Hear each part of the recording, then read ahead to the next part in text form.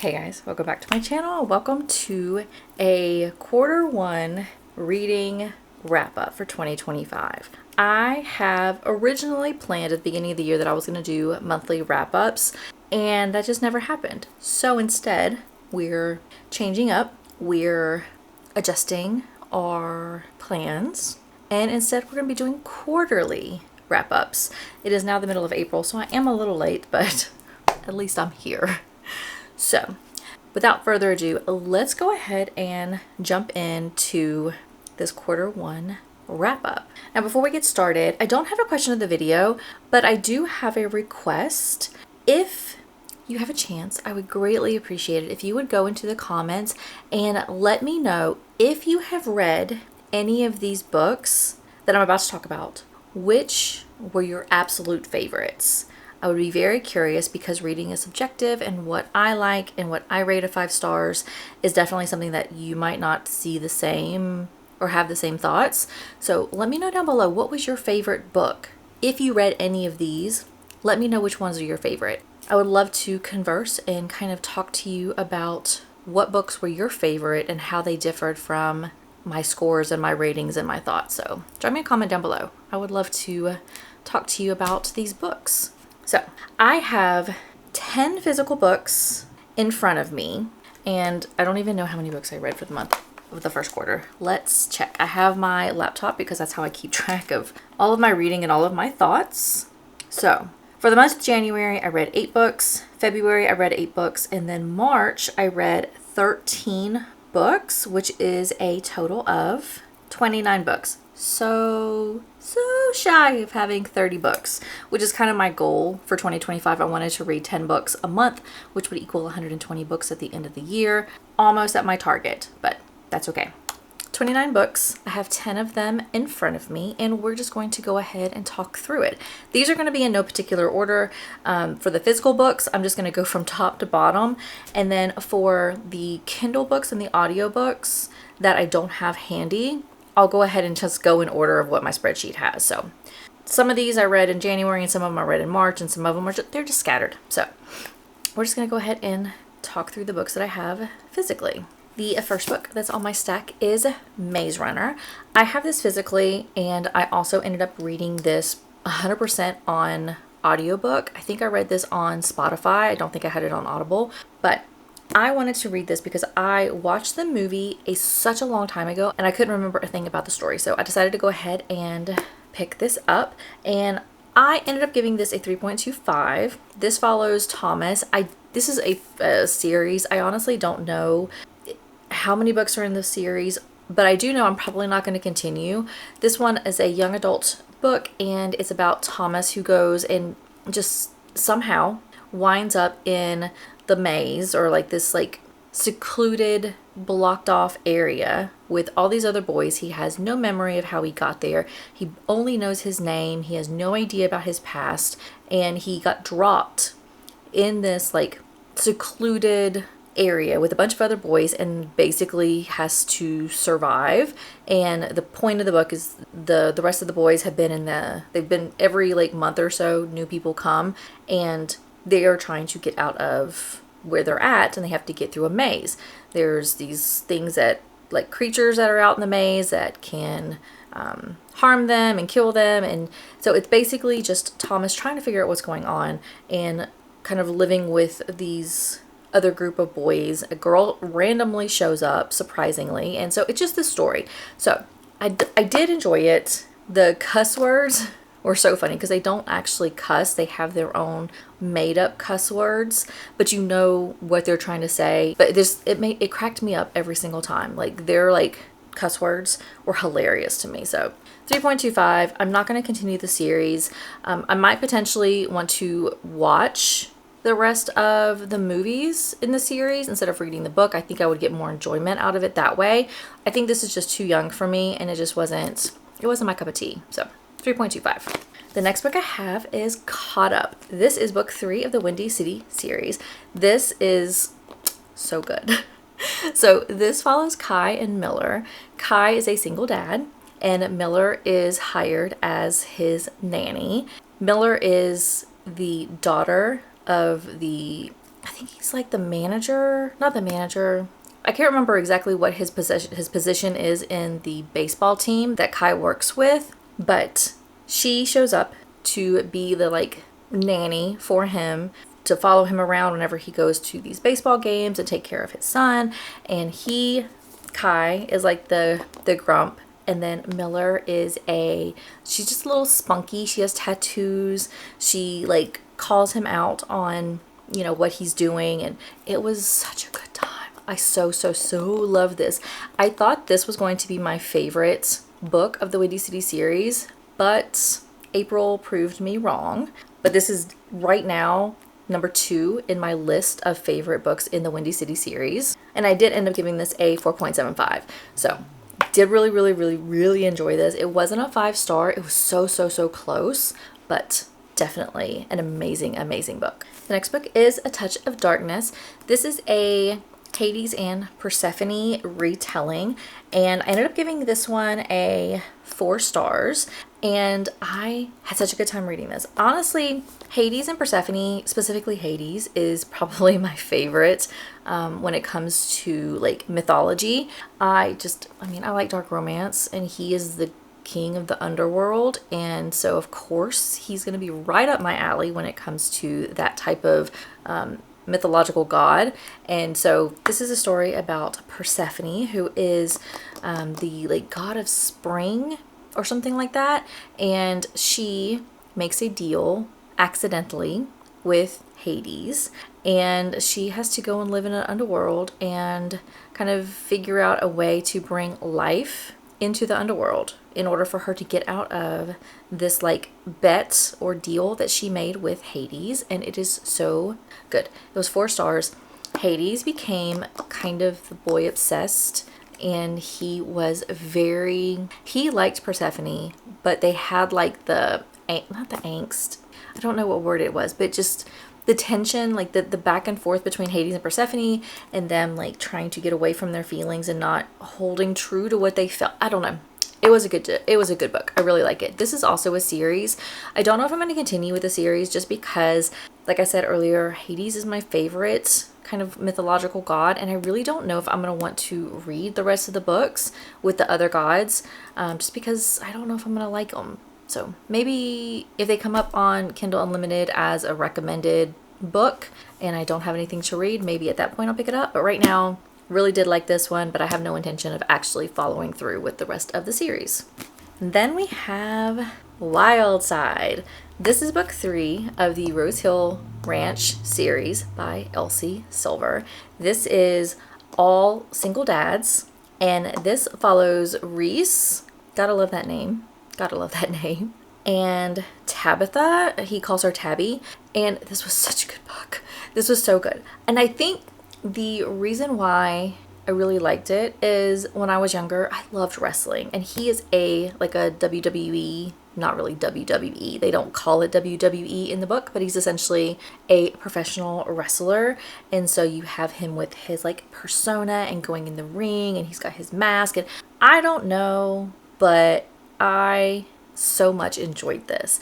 And I really liked the very beginning where like Tabitha was trying to like piss him off a little bit. Like, he does not like cats, so she specifically got a cat to live at her house, and he lived in the basement so he could be close to Tabitha's nephew, who he has custody of. And it's just it was so good. I really enjoyed it. I have not disliked any of Elsie Silver's books, and this is no different, and I cannot wait for the next one to come out.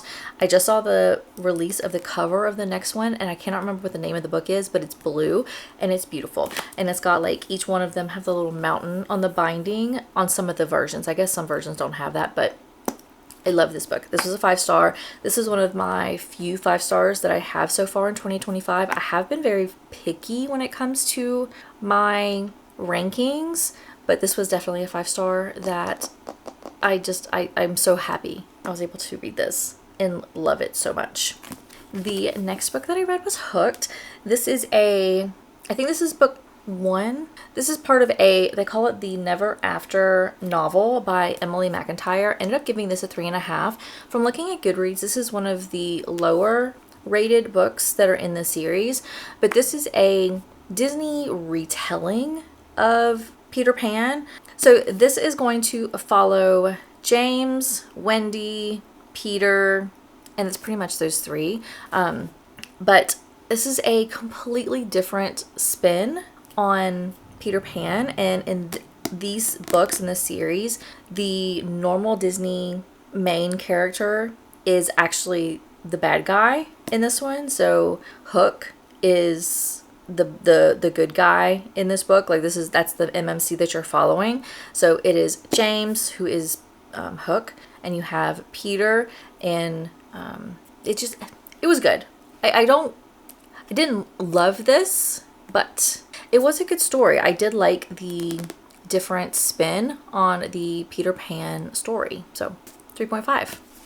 The next book is The Rule Book. This is a Sarah Adams book. I really like Sarah Adams books. They're very short little romances, and they're like short, they're sweet, they get to the point, and I have not really disliked any of her books. So I ended up giving this one a 4-star. This one is going to follow Nora and Derek, and what I really, really, really liked about this is Nora was like unapologetically herself. Like she was the one that when she would go into her job in her office, she would wear like overalls, and she would wear just different things that were to others kind of quirky, and people were like, you need to, dress differently, you need to look differently, but she didn't care. She was just herself, and I really, really, really like that. There's one part of this book where Nora gets her picture taken, and she specifically talks to the photographer and tells him not to alter her like stretch marks or any of the marks on her body that are naturally there, because she is a human and she is not, a stick figure or somebody who's like drawn, and like she didn't want herself to show up in pictures looking fake. And so she specifically asked not to alter her pictures, to, don't take out her stretch marks, don't take out any of her like imperfections that people typically would try to remove. She wanted them to stay in the picture, and I really, really, really liked that. The other thing I really liked is this book is all about fake marriage, and I love a fake marriage trope, and it is one of my favorite tropes in a romance. So 4 stars, really good. Really liked Nora, really liked the MMC Derek. It was also a second chance romance. And so you see Derek, he's trying to figure out how he feels about Nora. And I enjoyed it. It was such a good time. It was such a good time. 4 stars. Definitely a good read. And then we have a book.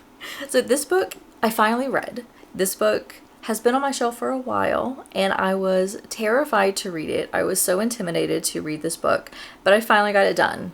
That is If We Were Villains by M.L. Rio. I gave this 3 stars, and I'm honestly thinking I should rate it probably 2, because I didn't really enjoy it. So this follows a handful, I don't even know all the characters' names, a handful of characters, like 7 different characters. They're at a school, and I don't know. I don't know. I read it. I didn't enjoy it though. I didn't enjoy reading it. It was very hard for me to read.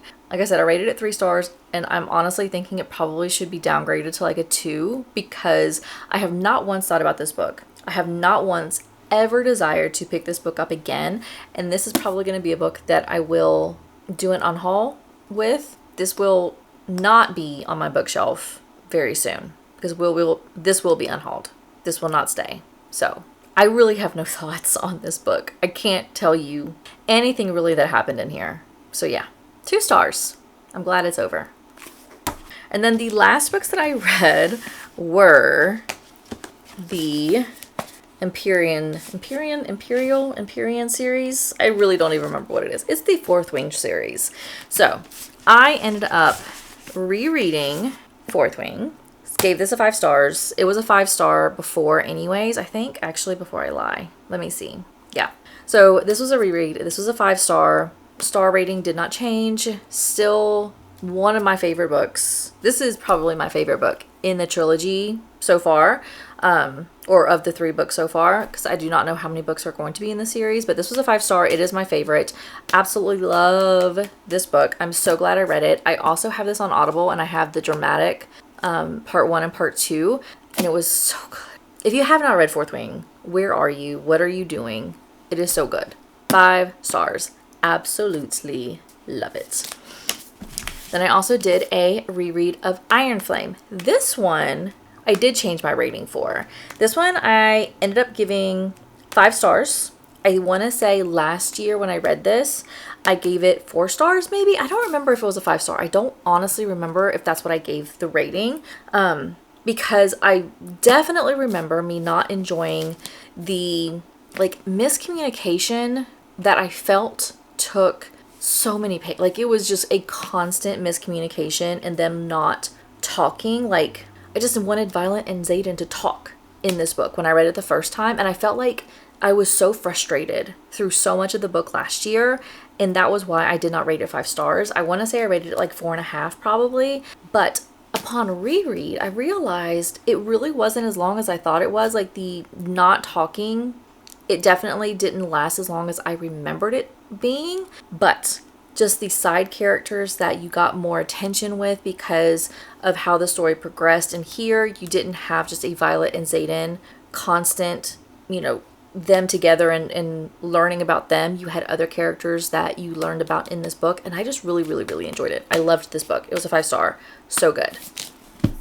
And then I read Onyx Storm, which is the new book that just came out, and this one I ended up giving 4.5, and I felt like I was kind of bored a little bit through this because they went to different worlds, and I didn't see the point really. I don't know what it was. It just didn't have the 5-star feeling.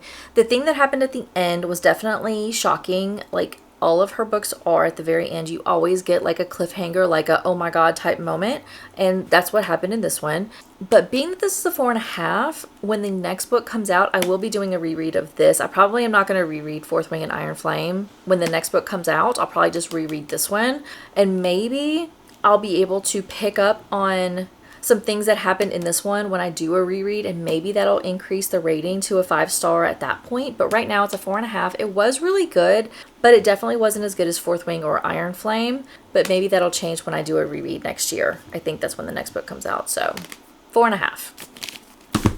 So that is all of my physical books that I read. All right, now I'm bringing my laptop over because I have a lot of other books that I read on Kindle that we're just gonna go and talk about. So I ended up reading Killer of Mine. This was, I thought I was going to like this a lot more than I did. I think this is a duology. I could be wrong. This is also a Why Choose romance. It follows Freya, River, Eli, Oz, and Jude. And the plot is interesting. So River, Eli, Oz, and Jude are all like police detectives, and they are trying to find a serial killer. I'm pretty sure he's a serial killer, and they stumble upon the serial killer's daughter, and that is Freya. And so she ends up, I don't know why, she ends up living in their house. I read this in January, so I don't really remember exactly what happened, but I felt like there was more of, well, this is a Why Choose. It's supposed to be Why Choose.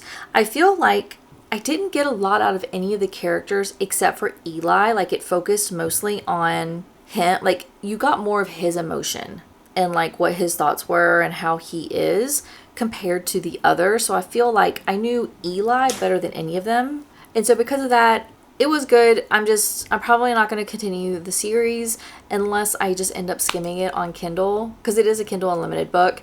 And maybe I'll end up picking up the next book, but I really have no intention of it unless I just am trying to find something to fill my time on Kindle. So 3 stars. The next book that I read was Toxic. So I'm going to read you what I wrote because I honestly cannot tell you anything about this book. This is why I track my reading and I have comments, because otherwise I won't remember a thing. And maybe that's this might be a reason why I don't do quarterly check-ins again, because if I can't remember what happened in a book, then it's not really helpful. But I'm gonna go ahead and read what I wrote. So I rated this 3 stars, and this follows Tessa and Grayson. I have that it's a forbidden romance, and I wrote down at the 38% mark. I said, the storyline took a turn I wasn't expecting. Not sure I'm caring about this plot anymore unless Grayson is doing what he is doing for a reason. And then my final thoughts. So that was at 30% mark. Finally, at the end. I really didn't know what I was getting into with this book when I downloaded it from Kindle Unlimited, but it was a decent book. I would have preferred if the MMC and the FMC continued their relationship like they had at the beginning of the book. I didn't have any feelings about the MMC, and I did like the strength the FMC showed throughout the plot. Could not tell you what the plot was. Could not tell you anything else about this book. I do not remember literally anything. So, if my comments piqued your interest, then check out Toxic. Otherwise, I really have no thoughts on that. The next book I have is Chasing the Wild. I ended up giving this 4.25. Now, I do remember this one. So this follows Layla and Colton. This one is a age gap. It is forbidden. It is ex-boyfriend's dad. And basically what it is Layla has to go and she drives up to her ex's house, which she does not know that he lives with his dad. She drives to his house like in the mountains at the very, very top of like a mountain, and she is there for some reason. Do not remember why, but she went there for a reason, and she ends up being snowed in, and her ex-boyfriend is at the bottom of the mountain kind of doing his own thing. Like, they're not together, it's whatever. So she is stranded for the winter in the mountains, like at the top of the mountain for months with ex-boyfriend's dad, Colton. He has like a farm, and she has something to do with like the veterinarian world. I want to say that she was finishing up her degree. I think that's what it was. She was finishing up her degree, and she needed to have a job for like complying with her graduation requirements. And so while she's stranded, he's like, I'll hire you. You can comply with your educational requirements, and you'll just live here until the snow is gone and you can go back down the mountain. So they are up in the mountain, and yeah. The one downside is she refers to him as daddy. I don't like that. The term of like calling him daddy, especially in some scenes where daddy is not a term that I would recommend using. She used it, and that was my cringe moment, was the daddy term. But other than that, I really did like it. It was a 4.25. This is also a series, but it's like an interconnected standalone. So the second book, I think, follows a character that you do meet in this book. And I might end up picking that up because he was an interesting character, and I could see myself reading that book. So, Chasing the Wild. And then the next book that I read was Sultry is the Night. I actually had the author emailed me asking if I would like to read her book, which I did. I did not rate it because it is a very, very, very short book. Any book that is super short or a novella or anything like that, I don't like to rate them because I feel like if I do rate them, it'll give like a misrepresentation of the book, because a lot of the times with really, really short books, you don't connect to the characters because you just don't have time to. And so because of that, if I'm not connected to the characters, it usually means I have a lower rating. And because this book there was no way for me to connect to the characters like that, I didn't want to rate it because I didn't want to say it was a 3 just because I didn't have time to connect with any of, the character or the plot or anything like this. So it is not, I didn't rate it, but it follows Tess and Mario, and it's kind of a historical romance. I don't remember at what year it was. I want to say it was like the 90s, 80s or 90s, possibly. I don't remember the time frame, but surprisingly, I did have some emotions for Mario, and it was kind of surprising that given the book was so short, I actually did feel for Mario. Mario had a very, very, very tough life, And it was interesting to see the connection with Mario and Tess, and then learning about Tess's background and kind of what she is going through. It was a good little romance. I did enjoy it. I couldn't rate it because it was way too short for me to rate it. So I do appreciate the author reaching out to me. And if you have not read it, I definitely think that you should give it a chance and see if you like it. So short little read. It was a good time. The next book that I read was Den of Vipers. Now this one I showed up on TikTok. Apparently this was a really popular book years and years and years ago. And it seems like on TikTok, people either really like Den of Vipers or don't like Den of Vipers. I ended up rating this 3.5, so I was like right there in the middle. This is a why choose, and it follows Roxy, Diesel, Ryder, Garrett, and Kenzo. The thing that I didn't like about this book, it was really long, and it literally had no plot. It was basically just smut. It was a why choose smut with very little plot. I didn't dislike it.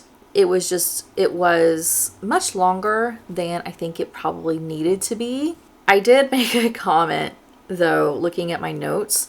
There were paragraphs and multiple paragraphs that didn't really provide anything to the story, except for I felt like it was written primarily just so that way people could highlight it, like one of those like deep emotional, like thought-provoking statements or paragraphs that had nothing to do with the plot, but it was there 100% just so that people could like highlight it.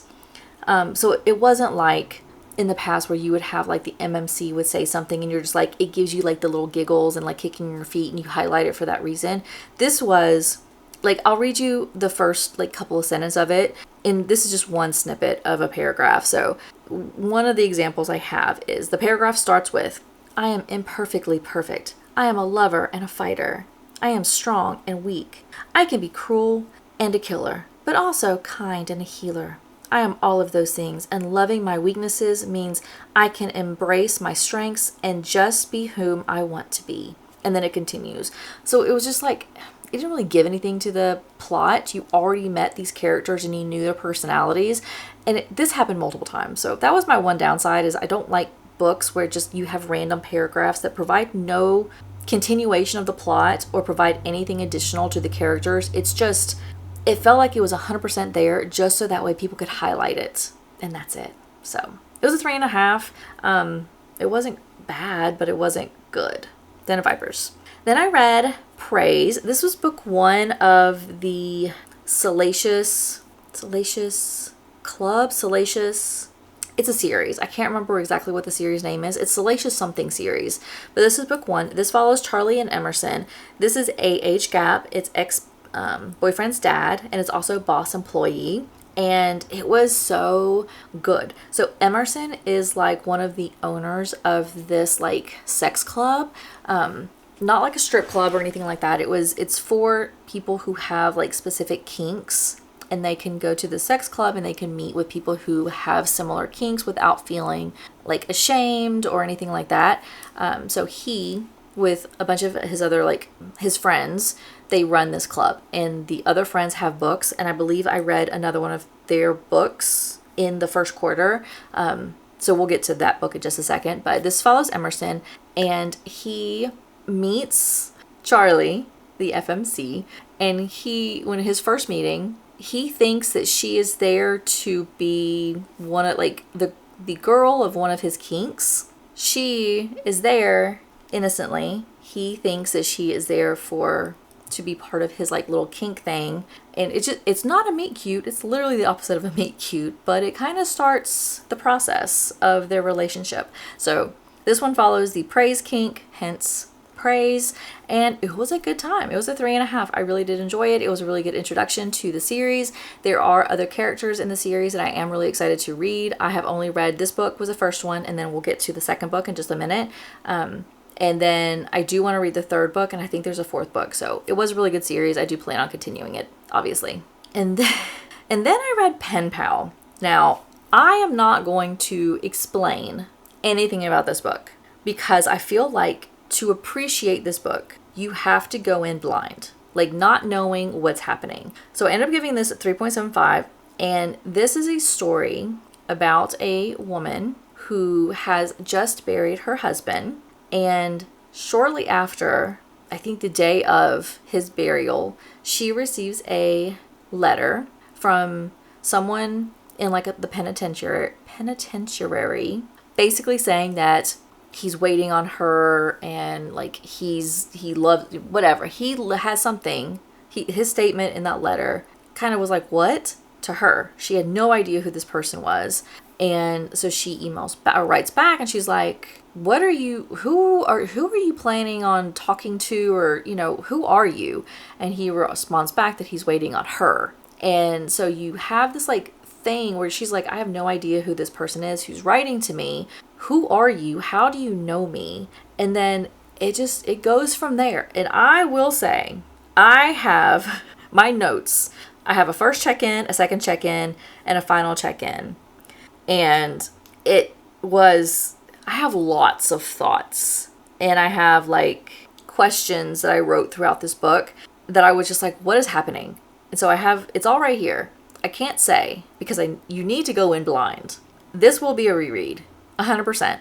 I probably need to buy this book so I have it on hand so I can like highlight when I do the reread. So yeah. So it was a 3.75. It probably is going to be a lot higher when I do a reread on it so I can kind of catch the things that are said. But it was good. My only downside is the nickname for the FMC was Bunny, and then the nickname for the MMC was like Lion or Master. Didn't really like the lion or the bunny thing, but that was my only like issue. So 3.75.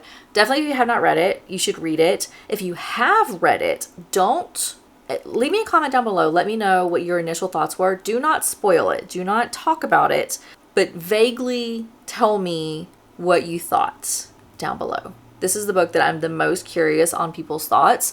But this will be a reread. But right now it's a 3.75. So next book I have is The Perfect Fit. This is another Why Choose. I was in like a Why Choose moment for a little bit at the beginning of this year. I ended up giving this a 3-star. This follows Lily, Wes, Xander, and Zeke. This was another one. A lot of the problems with Why Choose is there's barely any plot, typically. From my experience so far. I won't say typically. From my experience, there's a lot of time there's no plot. So this one, my notes said there's barely any plot throughout 75% of the book, and then a little bit of stuff happens at the end of this book to kind of expand Lily's story. But overall, it wasn't horrible, and I didn't like dislike any of the characters.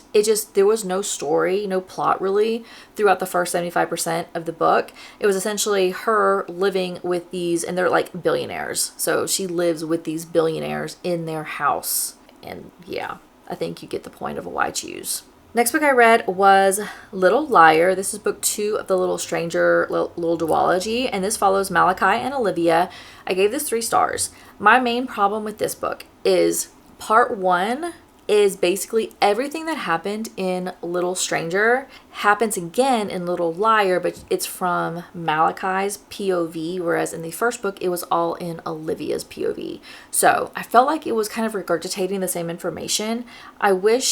I had no problem with getting his perspective on things that happened in Little Stranger, but I wish that the part 1 was a little bit shorter because I felt like it was just so much of just regurgitating everything that I knew, just with a little bit of a twist to get his thoughts and his emotions and what was going on in his brain in part 1.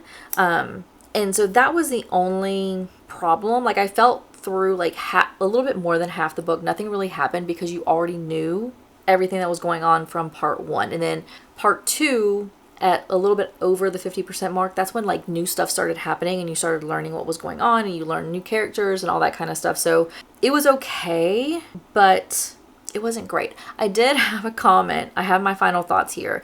And at one point, Malachi is supposed to get into this like highly secure compound, and that was like so difficult to get in. You had to have a plan, and it was like written that it was a super, super, super secure like building. How is it that he was able to get in? Like Malachi was able to get in with no concerns, no issues, like snuck in, snuck back out, nothing happened, like no resistance. And he did it within like a very, very short amount of time. I think they only had like an hour or so to get her out because Olivia was there. They only had like an hour time frame, and he was able to get in and out with like shorter than what they originally anticipated. I was just confused. If it was so super, super, super secure, how was he able to get in and out so fast? That was one of my main thoughts that I had on that. It was a 3-star. It was a taboo romance. It is a foster sibling romance. If you've never heard of Little Stranger or Little Liar, it is a foster sibling romance. They are not related, but they grew up together. They met each other when they were like 6 and 9 or something like that, and they grew up together in the same house. So if you don't like that, it's kind of like brother sister. They call each other brother sister, which is kind of a weird turn off, a little cringy, but that's Little Stranger, Little Liar. Next book I read was Her Soul for Revenge. This is book 2 of, I don't remember what the name of the series is, but the first book is Her Soul to Take. This is Her Soul for Revenge. This is like a demonic romance where Zaid, the MMC, is a demon, and he is like addicted. He is obsessed with Juniper, and you meet her in book 1, which is Her Soul to Take. So it's Juniper and Zaid. Juniper is trying to get revenge on some horrible things that happened to her, and you learn a little bit about it in book 1. In book 2 is her entire story. So I ended up giving this 4-star. It was really good. I loved how like obsessed Zane was. I love obsessed MMCs.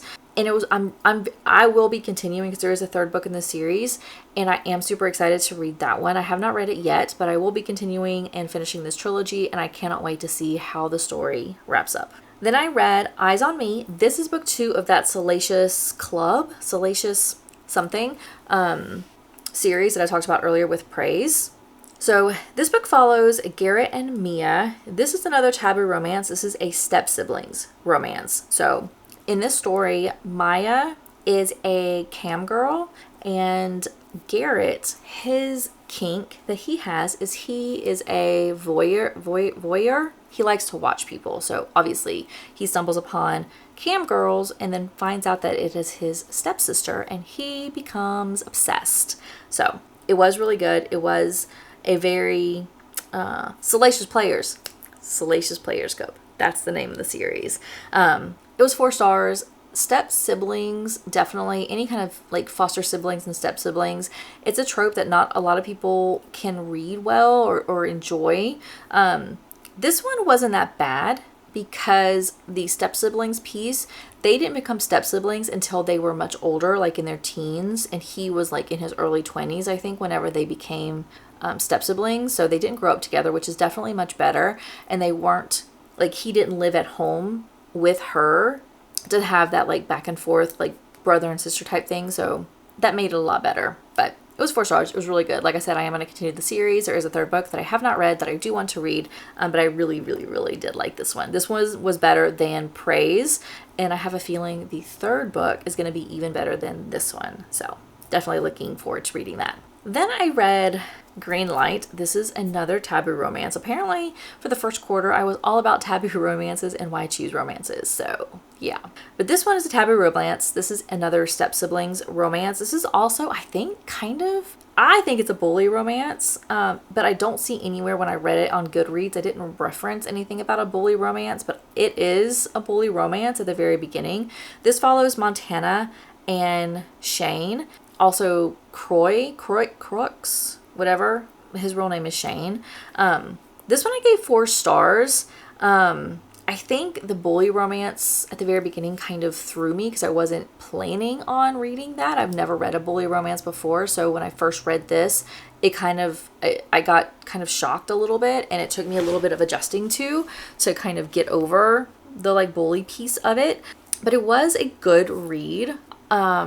It also kind of follows a mystery throughout this story. So there's like an underlying thing going on with Montana, and like the reason why she's doing what she was doing in the book, there's a reason behind it. And as the book progresses, you learn what's going on and you kind of get the mystery solved at the end, which I did really enjoy. It wasn't just a romance. You also had like an underlying plot that was outside of the romance piece in this book, which I really did enjoy. And it definitely took the bully romance piece and kind of made the story a little bit better, because it wasn't just bully romance and taboo romance.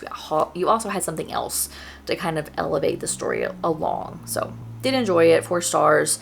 The next book that I read was Wretched. Now, I had previously talked about how I read Hooked, which is part of that Never Ever After series by Emily McIntyre. Wretched is another one that's in that same series. This one was a 2.5. This one, I think, actually, when I was remembering reading or going and doing some research on the series, Wretched, I think, had one of the lowest ratings compared to the rest of the series. This one was supposed to follow, like, The Wizard of Oz, but I don't feel like there was any connection to The Wizard of Oz other than very, very, like, the names. And even then, there were some names that I have no idea who they were. Like, I don't know if it was in the actual Wizard of Oz, like the Tin Man's name. I don't know what his real name was. I only know him as a Tin Man. The same thing with, like, the Cowardly Lion. So maybe there were connections to this book with those names, but I just don't know. So I have my notes say, thoughts at the 70% mark. I said, not feeling anything for the characters and don't feel their chemistry at all. Just their attraction to each other. So there's no, like, I felt like they were just thrown together and they just got together, but they had, like, I felt nothing for the characters and I felt like the characters had nothing for each other. But I said that I want to DNF, but also want to find out how this will get a happily ever after, or will it? So that was my thoughts were at the 70% mark. I do have some other thoughts. So at the end of the book, I did say I skimmed over so many paragraphs of poetry. I forgot about that. One of the other things that I did not like is there were so many parts of this book that had, like, Shakespeare quotes to it. And I did not like Shakespeare when I was in school.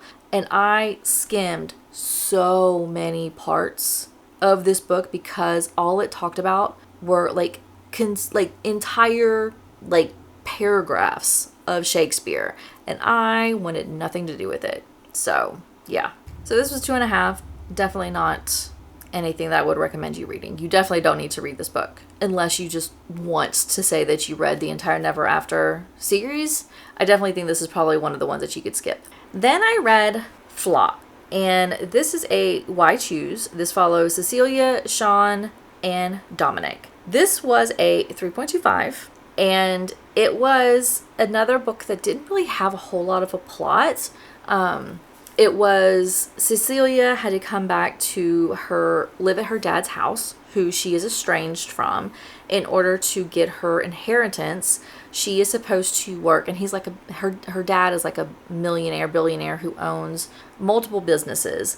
And in order for her to get her inheritance, she has to work at his company for like a year. And so she moves to his house to work at his business for a year, and then she wants to bounce, get the money, and never talk to him again because they have a very bad relationship. They don't talk to each other. And so when she moves to his house, he doesn't live there. He didn't even live at the house with her. She lived at the house by herself, and she runs into Sean, who works at the same business. They meet at the work, and he introduces her to Dominic, and it ends up being like a little thing between all three of them. And so it's essentially her learning who Sean is and who Dominic is, and it's just there's no plot really, it's just them learning about each other. But the book ended, and I didn't plan on starting the next book. However, I had to continue. As soon as the book ended, it ended. It's not an interconnected standalone. So it's a 3-book series. It's a trilogy. But it's a continuous storyline. And so when book 1 ended, I had no intention of reading the rest of the books or the rest of the series right then. But I didn't know how book 1 was going to end. And when it ended, I immediately downloaded the next book, which was Exodus. So Flock, I gave 3.25. Exodus, I gave 4 stars. And this book had me confused. I have a video of me reading this book.